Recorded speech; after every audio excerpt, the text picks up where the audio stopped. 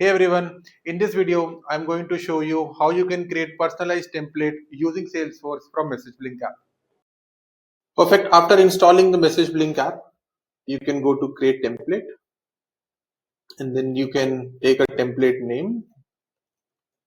I'm taking Black Friday, channel as an SMS, an object which is I'm taking contact, language I can choose English.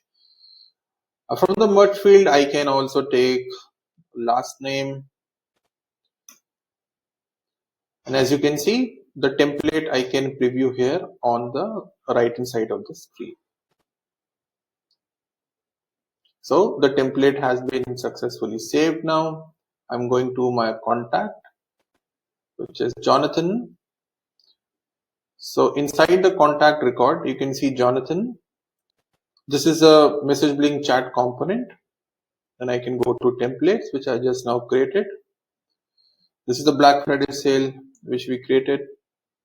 So just sending a text to Jonathan about Black Friday.